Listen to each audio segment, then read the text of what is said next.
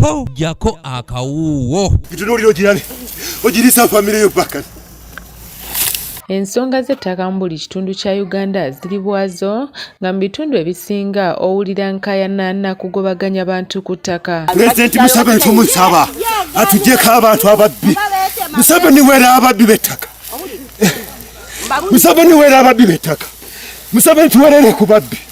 Banange tuli bubi.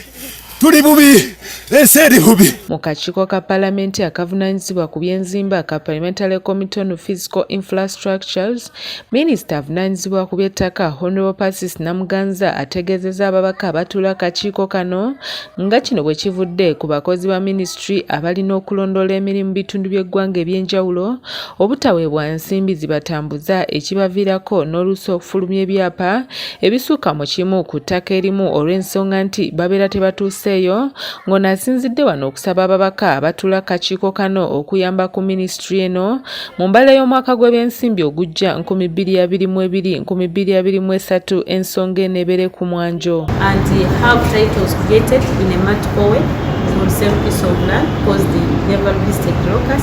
We shall have titles again created in wetlands. We shall have titles created in the gazetted areas like forest reserves.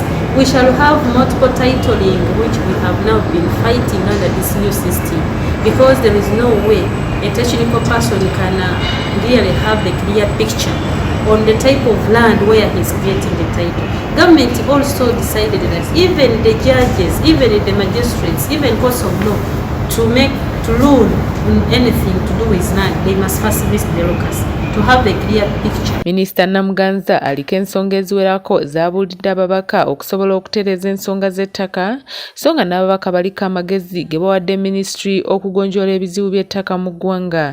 As you are aware, cultural stations also have programs under their culture and whatever. But then these lands, some of them, where they are hosting government institutions, others sub-counties, other town councils, even districts, others even other projects of government, and people themselves.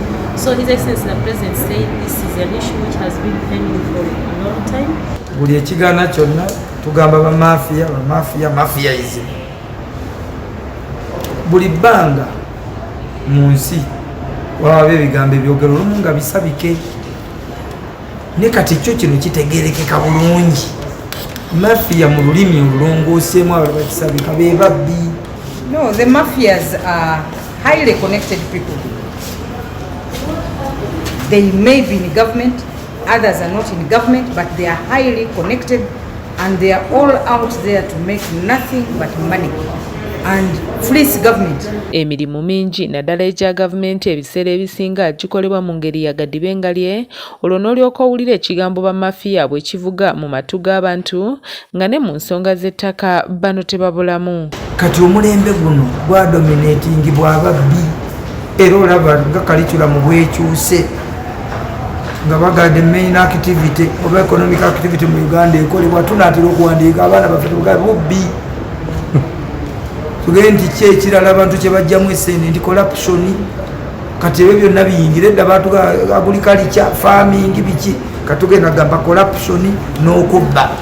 And in most of these projects you find their mafias. They connect, they want their cut, so they are there. And we know some of them. The system, the government knows them. So they are there, and we really have to get rid of these mafias because sometimes they make even projects very expensive. Kati abaka abatuula akakiiko kano baliko bwe balambuludde ku nsonga y'abamafiya na bute bwe bayinza okwewalibwa mu nkola y'emirimu naddala egya gavumenti. Oli akireeta kungulu bw'ati nga kyogera kirala ate nga munda eriyo kirala. Nkugereza teri wano ndagaano mu Uganda eteekeddwako mikono kebe ya ddaamu ey'amasannyalaze era emaliriza nfu. It is the government agencies like the Inspectorate of Government, those fighting corruption, the CID, that are supposed to dismantle or destroy these mafias. But we can't do it. Ndi Sarah Nandaula kula ABS TV Jakakawuwo. Tulira wana wange oli omuto. Otulira wana bange bano. Bange umbera yange. Nimo kutalo kati mwana okera ko muwachono. Okera muwati.